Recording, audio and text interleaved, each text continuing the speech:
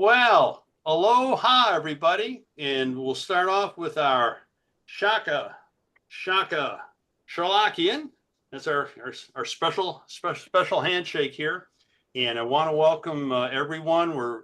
We've got merry old England, we've got France, we've got Canada, we've got the mainland, we even have Hawaii. So it's pretty exciting day here. So ikomo mai, which is the Hawaiian word for welcome. And want to let everybody know that the meeting is being recorded.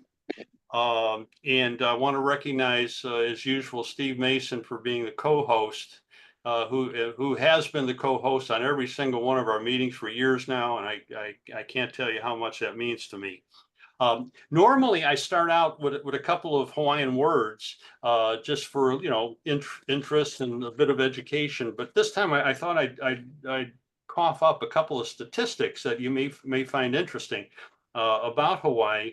Hawaii is officially composed of 8 islands, and there's actually over 130. But only those eight really count. The local joke here is, what's the 9th island? And the answer is Las Vegas. For those of you who haven't heard it, because that's where the Hawaiians go on vacation. And there's actually a heavy Hawaiian population there. The total population, by the way, of the state of Hawaii is about 1.5 million. And there's almost 1,950,000 here on Oahu, which is Honolulu, Waikiki, and all that good stuff. And the big island comes next, where all the volcanoes are. You think they wouldn't have that many, but they do. The largest single population group by race is Asian. Hawaii is about 40% Asian, and Caucasian is about 25% of the residential population, with another 25% of 2 or more races. There's actually only about 10% of the population, a little bit over, are native Hawaiian and Pacific Islander. Excuse me, sorry. But it's a wonderful mix of cultures, lots of aloha, laid back, and the food is really good here. I know we got a couple of new attendees, and for all of you that are here for the first time, welcome. You don't have to do a thing. You don't have to perform. You just be part of the group here, and feel free to go for it and chat if you want to converse with everyone or one or more of your colleagues. Joe, can I ask a statistical question about Hawaii? Yes, please do. Is it true that Hawaii has the highest per capita consumption of Spam anywhere on Earth? I would without hesitation say yes. We have Spam in about any form you can think of. Anytime I hear Spam, I think of my dad, who hated Spam because that's all they got in World War II. And but Spam is wildly popular here, and we have Spam musubi. It's Spam wrapped in sort of a cake of rice, and wrapped with seaweed. Very popular. But Spam sushi? Yeah, well, I'm not sure about that one because Spam's not too fishy, but it's very popular stuff, and it comes in so many flavors you can't believe it.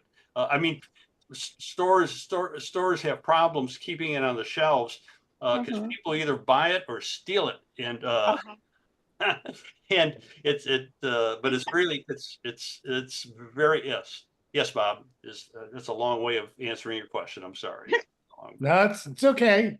But it's absolutely correct. But if I'm not a big sushi guy, but we have a thing here associated with sushi called poke, P-O-K-I. It's sort of similar. And it's really good, even if you don't like sushi. I think.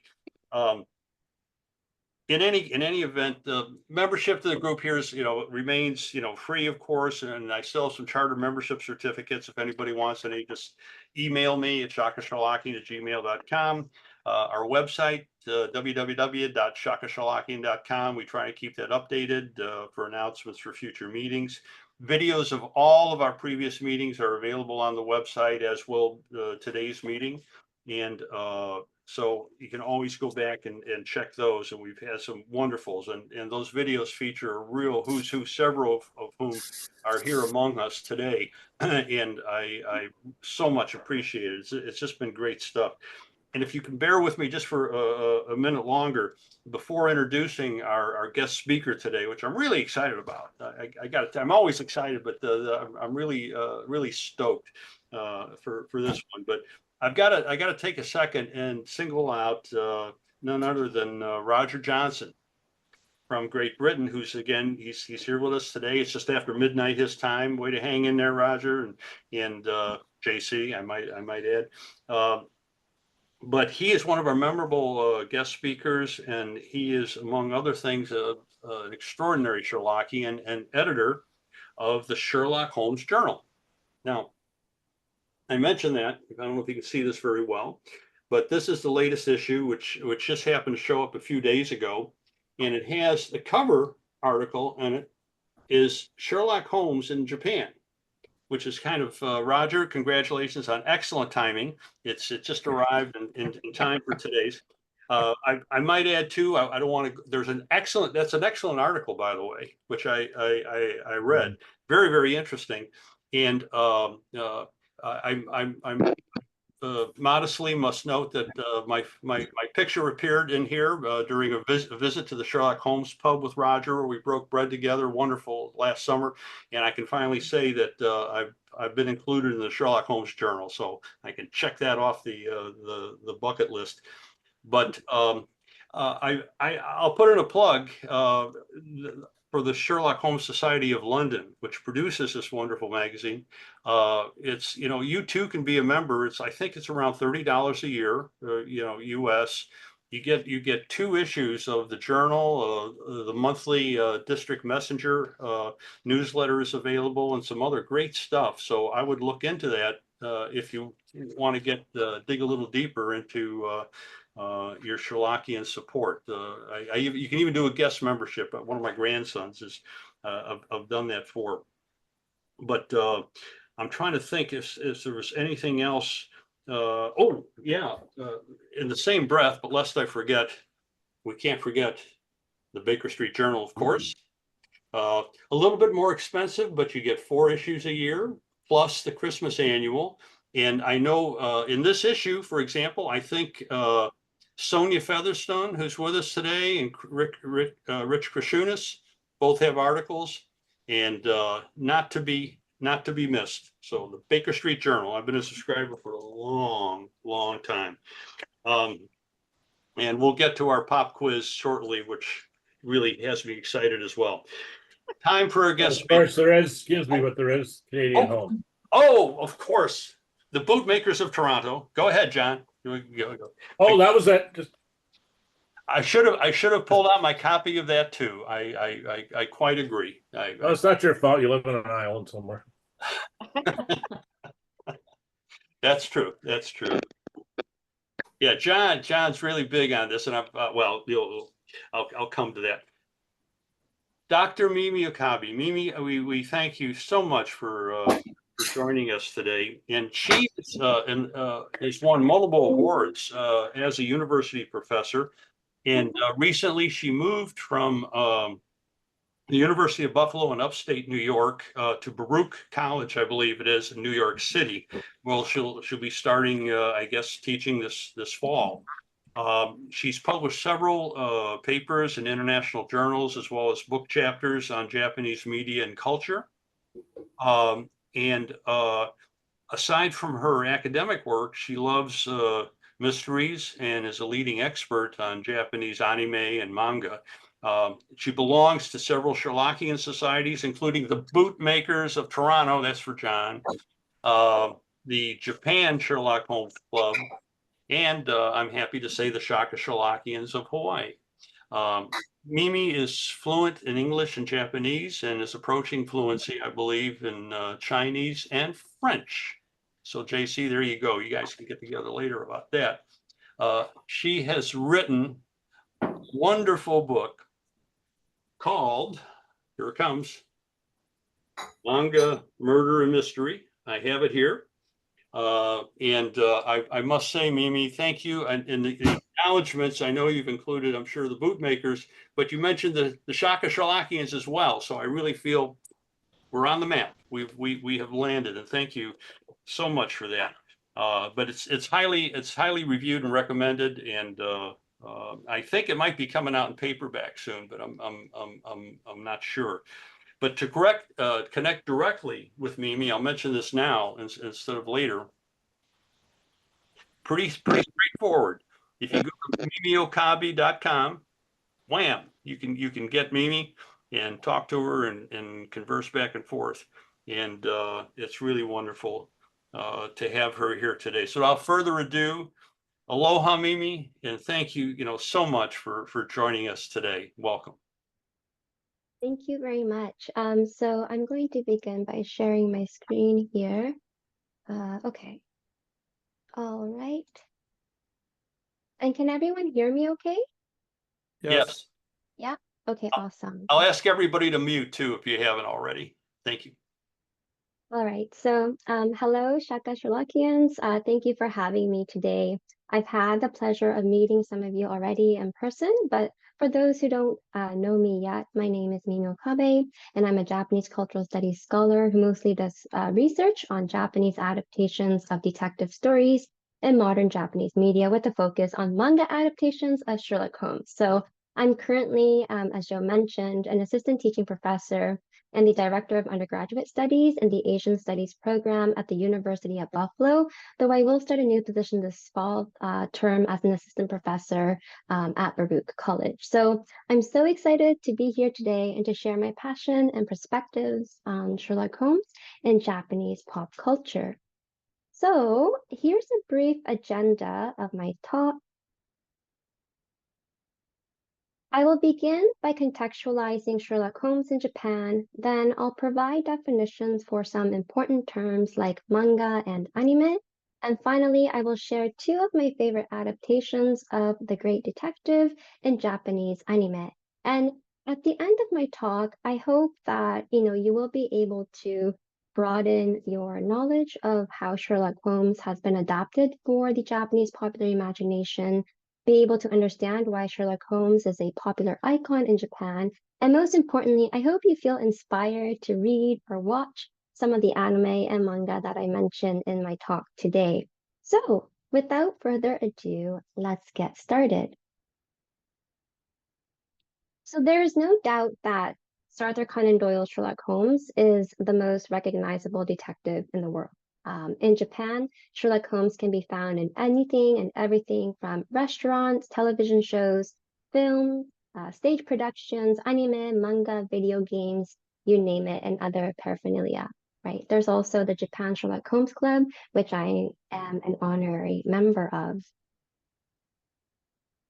However, the Great Detective's legacy in Japan began actually in 1894 with the translation of The Man with the Twisted Lip, or Kojiki Doraku.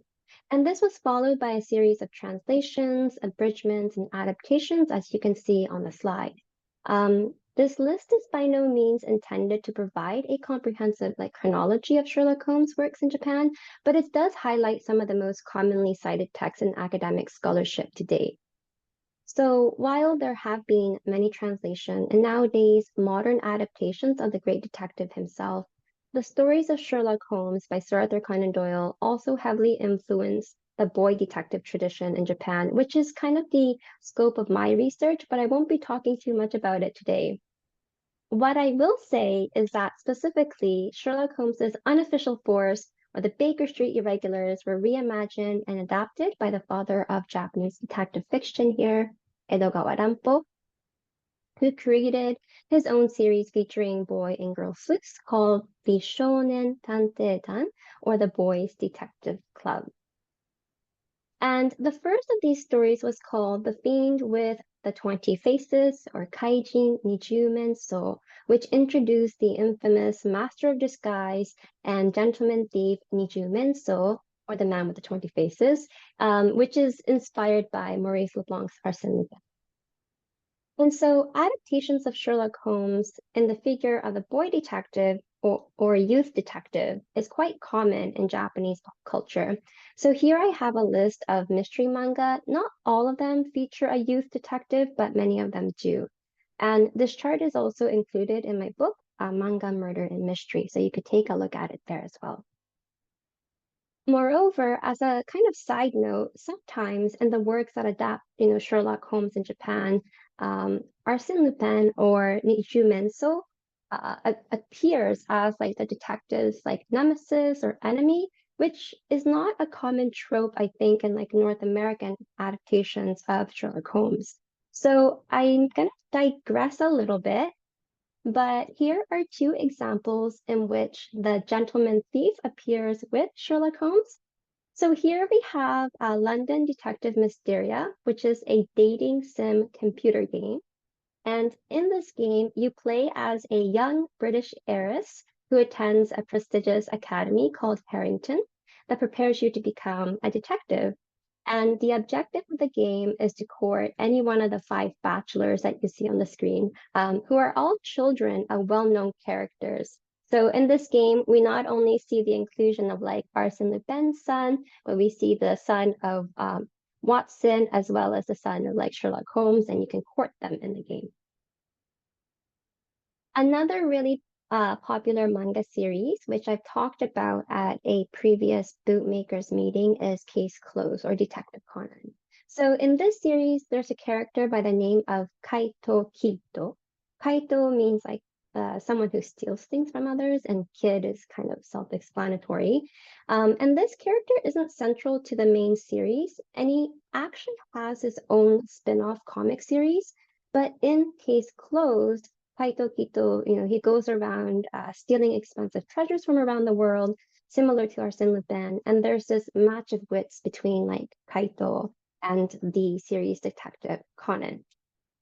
So I'm just going to switch gears and go back to the main topic and explain why Sherlock Holmes is so popular in Japan. So in the preface of his book, Sherlock Holmes in Japan, Keithy Webb notes that Sherlock Holmes is certainly attractive to the modern Japanese person. He is honest, logical, self-assured, well-versed in the sciences, and a respected expert in his field. These are characteristics that many Japanese value highly. So what Webb says may contain kernels of truth, but at the same time, I made the argument in my book that it runs the risk of essentializing the complex history and reception of Sherlock Holmes in Japan. And we won't dive into this today, but just know that there is this kind of explanation for the popularity of Sherlock Holmes in Japan. I personally think that it is no coincidence that Sherlock Holmes is so popular in Japan because it shares a colonial and imperial history similar to that, like Britain, right? Although Holmes is a celebrated, eccentric, genius detective, he also has been like a target of criticism, especially in relation to the British imperial context in which Conan Doyle was writing his stories, right? And many critics have commented on the Victorian kind of conservatism that informs the canon. So through the character of Sherlock Holmes, Doyle really epitomized England's status as like a leader in the fields of like science and technology. And there's no doubt that the detective upheld like a Victorian worldview defined by ideas of progress and civilization. And such values were important to the Japanese in the late 19th century when the nation itself was like transforming into a modern state or a modern nation state, and then later like a militarist state. And if you're interested in learning a little bit more about, the connection between how detective fiction informs and or resists state ideologies, I recommend the following texts. So, as a Sherlockian and fan of the Sherlock Holmes stories, it's important to acknowledge the historical and cultural implications that inform the Sherlockian canon and its various adaptations.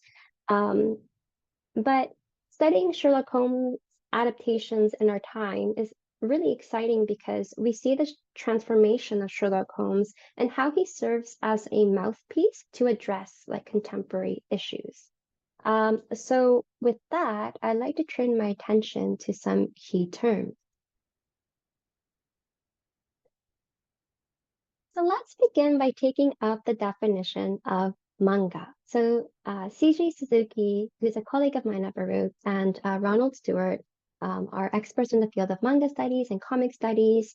And in their book, Manga, A Critical Guide, they define manga as follows. And I'm just going to read the bolded text here. So what is manga, right? Most simply, manga can be translated into Japanese comics. To study manga critically, however, we need to examine both of these words, Japanese and comics, rather than taking them as givens. So if you're interested in learning a little bit more about the manga medium and its really rich history, I really encourage you to read this book. So we've established that manga is essentially like Japanese comics, right? And some of you might already know this, but within the manga medium, there are various genres and subgenres similar to books, right? There are manga that are targeted to a male reading audience called shonen or seinen, and manga that are targeted to like a female demographic called shoujo or ladies. But despite these labels, right, people read all sorts of manga. So now, what is anime? In lay terms, anime refers to Japanese animation. And I have a really short video of Susan Napier, I think it's from like 4 years ago, who talks about the differences between Japanese animation and American cartoons. Susan Napier, for those who don't know, is like the leading scholar in anime studies in the United States. So the video is about 1 minute and 30 seconds. I just want to make sure I'm sharing my sound. All right, are we ready? Here you go. So how is Japanese animation different from American animation? It's rather different because anime really got going in the early 1960s, and there wasn't a lot of money, there weren't big budgets, so they dwindled the frame amount to 12 frames per second. And that means that the motion seems a little different. It's jerkier. How do you augment, how do you create an imaginative world with fewer frames? There are a number of ways, and this is where we see anime style becoming so distinctive. One very simple one that people always ask me about is the eyes. People say, why do they have such big eyes? Again, if you don't have a lot of money and you have to concentrate on certain things, the eyes are, as we know, the window of the soul. Now, if it were just visual style, would we be really caring about Japanese anime? I mean, it's nice to look at, but what else is there? Okay, very important. Narrative. Plots include characters who are not necessarily purely heroic or purely villainous. They're often very interesting, multi-layered people. Related to this is also the fact that this more complex aspect of anime also gives sometimes darker endings. And that's another thing that people have different reactions to. But again, I think if you're interested in really interesting storylines and really strong characters, and often very beautiful settings, it can be very, very mind expanding. It can open up your mind to a different kind of vision of the world. All right. So now that we know, what manga and anime is, let's take a look at a few examples of Japanese adaptations of Sherlock Holmes. And the ones the ones that I'll be introducing today are some of my favorite ones, and each of them kind of appropriates Sherlock Holmes in a culturally distinct way. The first, as you see, is Kabukicho Sherlock. This is an original anime series that was produced by a studio called Production IG from 2019 to 2020. And the series was directed by Ai Yoshimura, and it is available on a streaming service called Crunchyroll for those who might be interested in watching it. Some of you may already know that Kabukicho is a reference to the entertainment and red light district of Tokyo, Japan. In the anime, Kabukicho is represented as like this topsy-turvy, over-the-top place. It is a place where we can really expect the unexpected. So for example, here we see Mrs. Hudson down here. who is not only a flamboyant bar owner, but also the ringleader of a group of crime fighters, including Sherlock Holmes, who all compete to solve mysteries to win cash prizes. And Mrs. Hudson's visual representation might be problematic to some viewers because it might be read as like a parodic rendering of gay or trans bodies. But within the world of the anime, Mrs. Hudson occupies a very authoritative role, which is perhaps unlike Conan Doyle's original. So I'm just going to go back to this previous slide. So this anime is set in the east end of Kabukicho district, and it draws a parallel to the East End slums of Victorian London, which was notorious for its crimes, right? Most notably, the Whitechapel murders committed by the infamous Jack the Ripper. So it's no surprise that the first 12 episodes of the anime revolve around a series of gruesome murders committed by Jack the Ripper. It involves Holmes and his gang solving a number of cases that lead them to the killer. The latter 12 episodes focus on Moriarty's gradual rise as a criminal mastermind that culminates in his epic kind of mind game with Holmes. One of the fascinating aspects of this anime is how the detective, so we see him here, solves crimes using traditional Japanese entertainment known as rakugo. So rakugo is a style of storytelling presented through comedic monologues. So in this anime, we see a really interesting blend of East and West and the transformation of Sherlock Holmes for a Japanese cultural audience. Visually speaking, though, for me at least, Holmes in the anime reminds me a little bit of like Jeremy Brett, but his personality is very much reminiscent of like Benedict Cumberbatch's version of Holmes. So Holmes is really antisocial. He has these strange quirks, such as putting canned peaches on everything he eats. He has no filter and comes across as like quite rude and straightforward, and is not quite the gentleman-like type detective that is depicted in Conan Doyle's stories. So away from this kind of bright neon lights and the circus-like world depicted in Kabukicho Sherlock, we have here Holmes of Kyoto. In Holmes of Kyoto, we have a much more subdued, wholesome, and calm image of the city and its so-called detective. So if you want to learn about Japanese antiques and the rich cultural history of Kyoto, then this anime is definitely for you. What I love about this anime is how it reimagines Doyle's characters to tell a very curious story of Sherlock Holmes and John H. Watson. So this is Sherlock here, and this is Watson. Okay.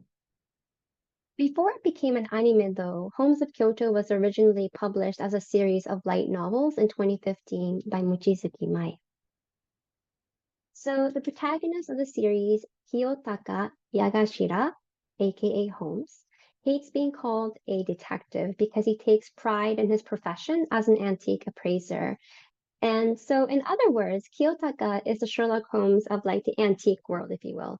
But once in a while, he is asked to solve like, these strange cases or strange mysteries. And the reason why he is called Holmes is because Kiyotaka's surname in Japanese, Yagashira, means like house, home, family. So he's called Holmes. So this anime, like I said, reimagines Holmes and Watson's relationship as a romantic pair through Kiyotaka and Aoi here. And it invokes the tropes and conventions common to shoujo narratives or narratives for girls revolving around themes of like romance and courtship. So for this reason, Kiyotaka or Holmes in this anime series comes across more as like a gentleman-like figure. Kyoto is also the historical city or former capital of Japan, and it invokes ideas of cultural heritage, history, and so on. If you compare Holmes from Kabukicho Sherlock to Holmes from Holmes in Kyoto, we see two very different adaptations of the famous detective. So in Kabukicho Sherlock, these four images here, there's a scene in one of the episodes where Holmes embarrasses hostesses at a club during his investigation by pointing out like all of their cosmetic procedures. He burps at their table and doesn't really care for manners. His room is always kept messy, he gets injured, and so we are presented with a very unrefined and ungraceful detective, but he doesn't necessarily need to be, because those qualities or characteristics, won't serve any purpose in doing detective work in a city where you need to see past like all the glitz and glamour. On the other hand, Kiyotaka is for the most part always kind of seen wearing like a Western uniform. He's well mannered, he keeps his temper, and is very gentle and protective of like Aoi or Watson. And so through this dreamy, romanticized image of Holmes that we see on the right side here, the anime restores a vision of the ancient capital.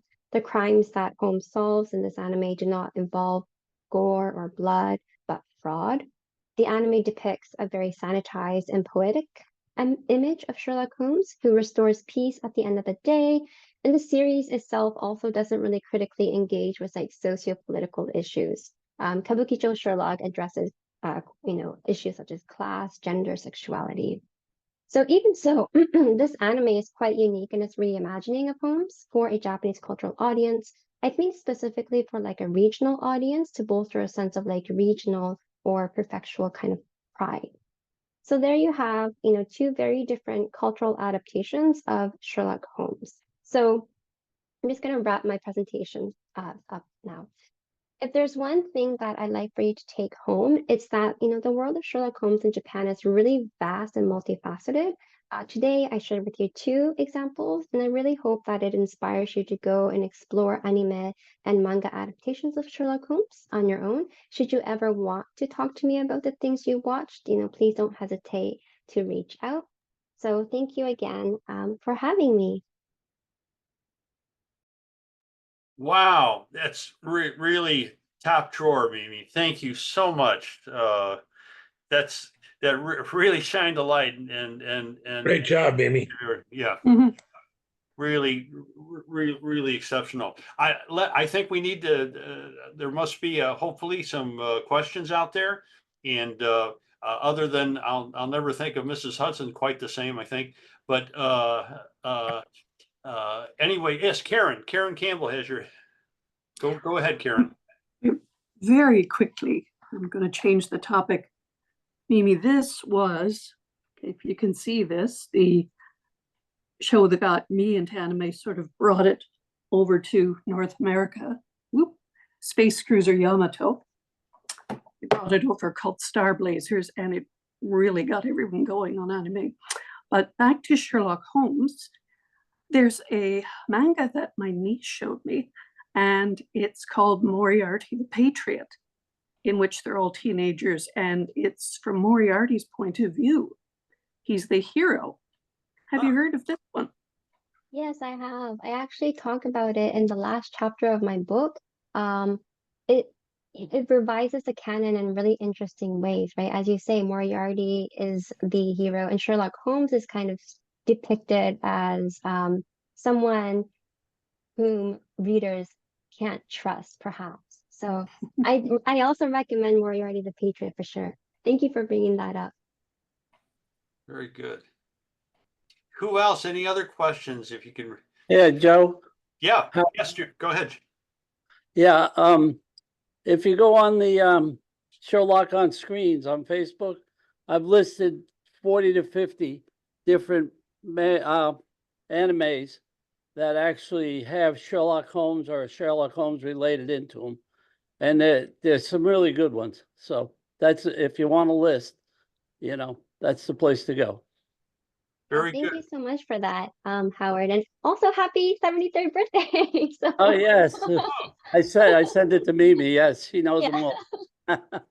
No, Not all of them. Happy birthday, Howard. That's great. Oh, thank you. Appreciate it. Tom, go ahead, Tom, and then Karen will come to you.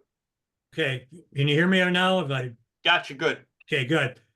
Does anime only the artwork and style only in Japan, or if other cultures using the same style and artwork? I think there are different genres in anime too, so you might get more kind of like graphic and or raw kind of feelings from the art. anime is produced all over the world, and I think it looks the same, but it is not the same. All right. Karen, you must have follow-up. Go ahead. And then Bob. Go ahead. Okay.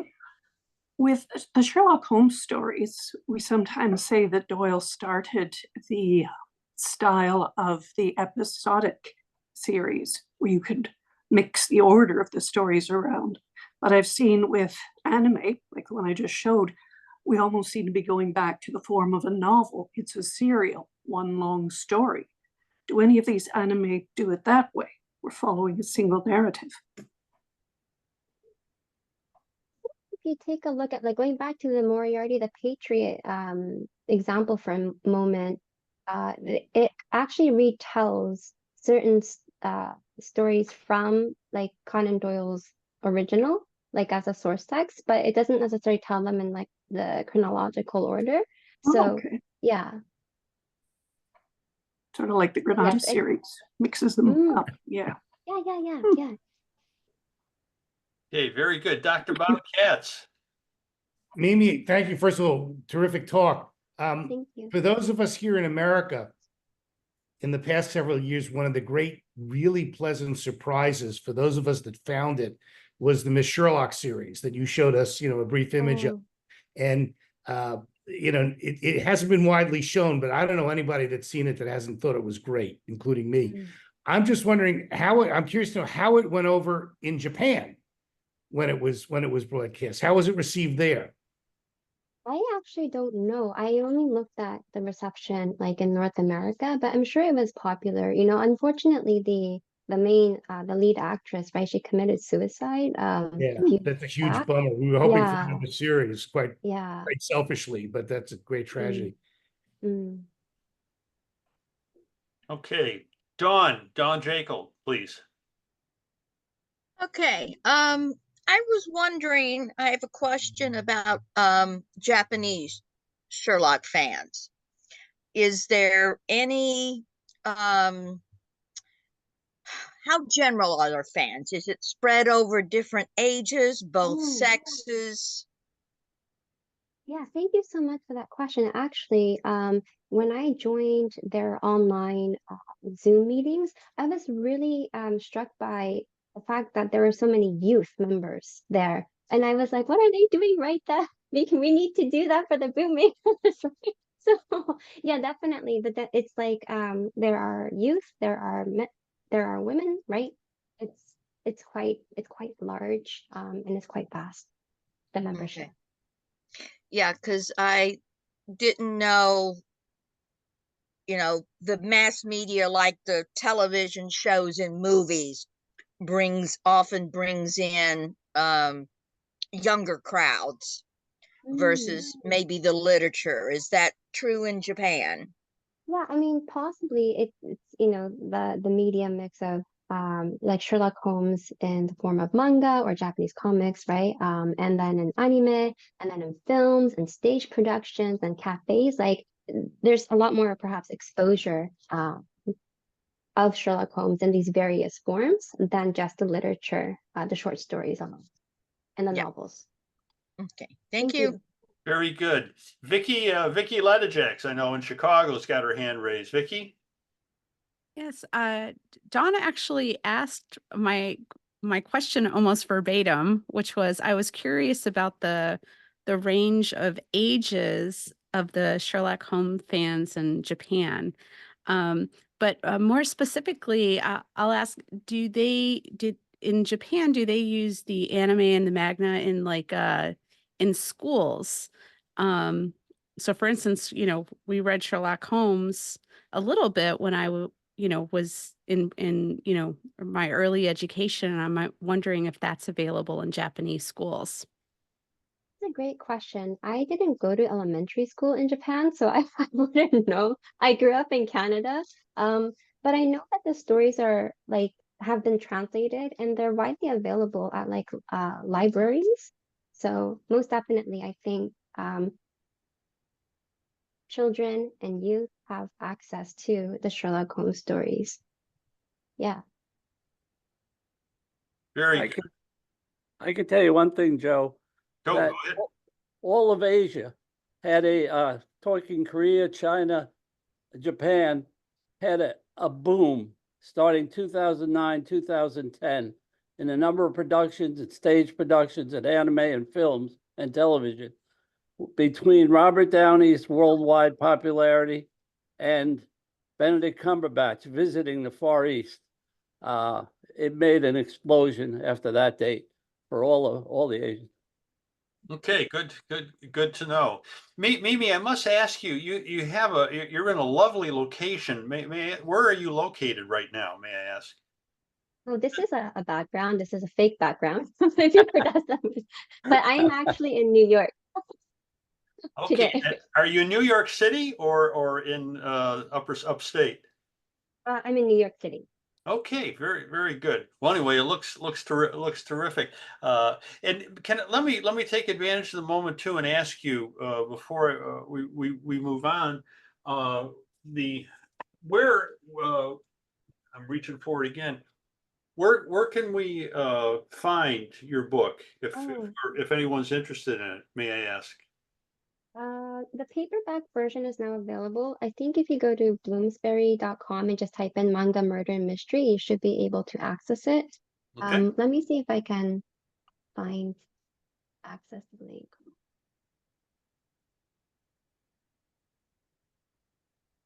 Well, if you found anything in particular, you can pop it in chat or something in case anyone is interested. But I'm sure we can find it easily. I got it, so I'll Online. just drop it in the chat. There we go. But is the paperback available now? Yep. It's a lot cheaper, so I recommend that you get it. I know. I got hard. I went all the way on this one.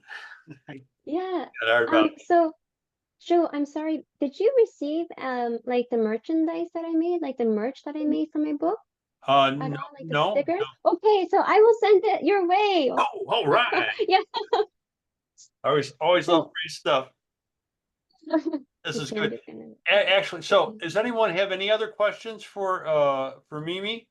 And if not, we will move on to our open discussion portion, and I'd like to turn it over for a minute to Steve Mason, if I may. Steve Mason, BSI. If he has any updates relative to the Beacon Society or Legion of Zoom, Fortescue exam, or any other good stuff. It's pretty light, but we have come very close to having 150 people finish all 3 exams of the Fortescue Scholarship, so I think that's pretty neat. And we had over 50 people take the Fun Kimball Elliott recertification we issued out in January, so I was glad for that. But I will say the John Watson Society is in the midst of running their treasure hunt, which is a wonderful quiz that Rich puts together. And you can do it through the entire month of August. So I would encourage anybody to go to if they want to, they can do it as an individual or as a team, to go to the John Watson Society and download the quiz. It's a lot of fun. And I do want to give a shout out to the Tea Brokers of Mincing Lane. It's an online group that samples different teas. But during the Norwegian Explorer Conference recently in Minneapolis, they actually raised over $800 with a raffle that they donated to the Beacon Society. So we were very honored for them to do that for us. Good stuff. That's it. Okay, Steve, good. Does anyone, before we move into the pop quiz, we're winding down now, but before we move there, does anyone else have any announcements for the good of the order here that they'd like to make? Any hands up? And if not, okay, I guess it's pop quiz time. And this one's a little different. It's not solely focused on Sherlockian knowledge, but general knowledge a bit. And the winner of today's pop quiz is going to receive a special item. And I'll tell you, let me show you about what's going on. Some of you may know this book, the Sherlock Holmes Companion. And one of the stories in here, it covers the adventure of Charles Augustus Milverton, or should I say the late Charles Augustus Milverton. Anyway, in the story, there's this wonderful drawing impression of the sitting room in 221B Baker Street. All right. And I always thought that was kind of charming. Well, we came across the artist is Trish McCracken. Okay. And she lives in Vegas and they visited Hawaii recently, she and a good friend. And as a result, she sent to me a copy, got to back up here, of one of her signed versions. This is a biggie. Thank you for, okay, back to full screen. That's about 18 by 22 inches or so.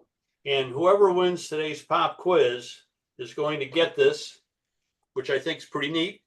And along with an explanation of all the items in the sitting room. And I know I've got Roger Johnson's attention here because I think he knows more about sitting rooms than most others. But having said that, today's answer has two parts. One answer is a person, and the other answer is a group. And let me try and explain. I want to read so I get this straight, so it's pretty clear and understandable. But the first person that puts both of those answers in chat will be our winner. So please fire up your chat, by the way, if you don't have it up already.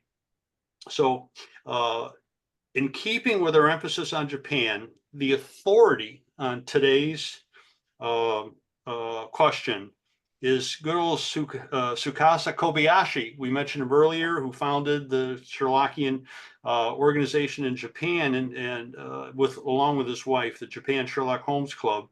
And he's written extensively on Sherlock Holmes, and we found the BSI International Series of Books, the one on Japan. And so here it is. Are you ready? Today's question. In Japan, according to Kobayashi, 1, who is the most famous British person? And 2, which is the most famous group from Great Britain?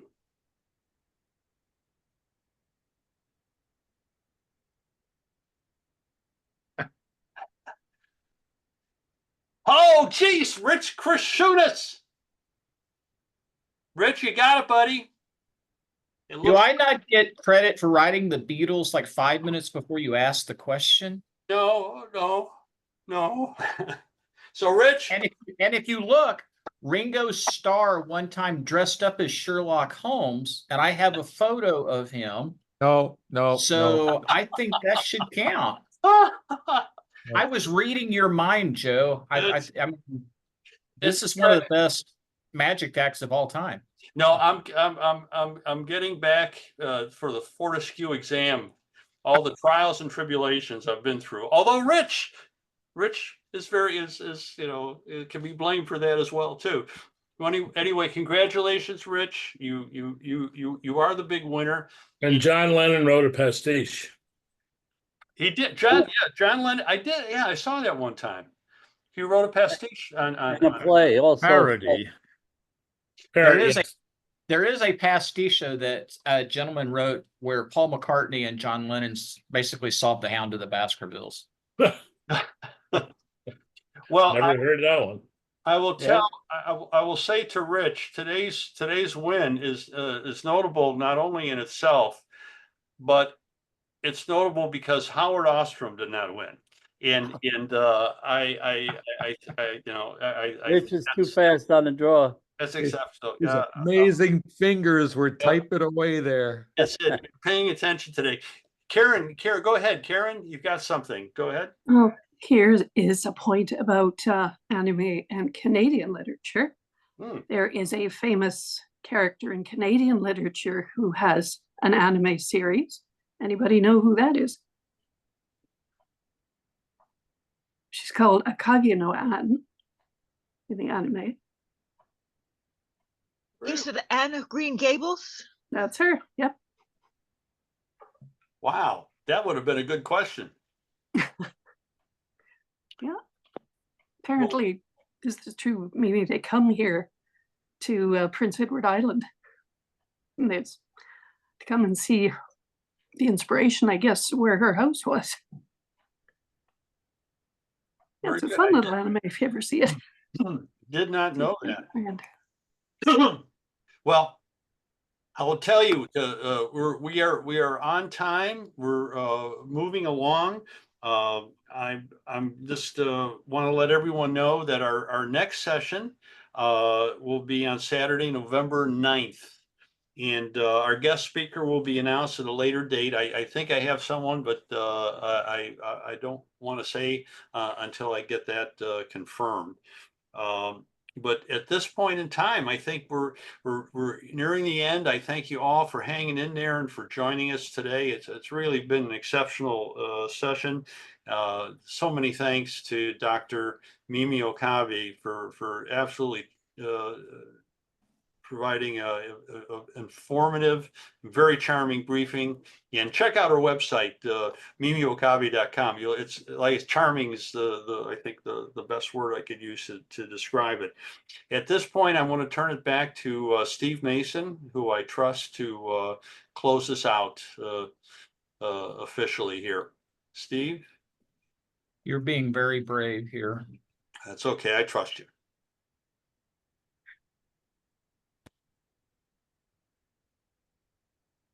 A Long Evening with Holmes by Bill Schweikert. When the world rushes in with its worries and cares, and my problems and headaches are coming in pairs, I just climb in my mind up those 17 stairs and spend a long evening with Holmes. The good doctor greets me and motions me in. Holmes grasps my hand and lays down his violin. Then we sit by the fire and sip a tall gin when I spend a long evening with Holmes. And while we're discussing his cases galore, if I'm lucky, there comes a loud knock at the door. In stumbles a client, head spattered with gore, when I spend a long evening with Holmes. Watson binds up the client's poor face, while Holmes soon extracts all the facts of the case. Then off in a hansom to Brixton we race, when I spend a long evening with Holmes. The adventure is solved. Holmes makes it all right. Then back to the lodgings by dawn's early light, and a breakfast by Hudson to wind up the night, when I spend a long evening with Holmes. So this modern rat race can't keep me in a cage. I have a passport to a far better age, as close as my bookcase, and there on a page I can spend a long evening with Holmes. Steve, that gave me chills. I hadn't seen that before. Well done. Well, I just put it together this afternoon, so I hope you haven't. What? Yeah. And we should add, though, that although the poem is Bill Schweikert, if my oral memory is correct, reading that is the late Bob Tomlin. Am I right, Steve? Yes. I need to put I need to put credit on that, but yeah, it was Bob Tomlin. I think it was from Autumn and Baker Street, wasn't it? Well, very likely because he ran it for like 100 years. Right. So yeah. Well, I think we have cheerfully made it to the end. Final thank yous again to Dr. Mimi Okabe for a great presentation. For all of you that joined us, I wish you well. When it's Miller time here, I'm going to try and wash that memory of Mrs. Hudson from earlier today. I'll have to think about it a little bit, but in that case, it's we have reached the end, everyone, and thank you for joining us from around the world, quite literally, and great health and success to everyone. And we'll end up with our final Shaka Shalakian. And Great job as always, looking Joe. forward to it. Well, thank you all. Thanks for joining us, everyone. All the best. Shaka and aloha from Hawaii. Thank Take you, care, Joe. all. Take Bye-bye. care. Thank you. Bye bye. Take care. Bye-bye. Thank you. Bye bye.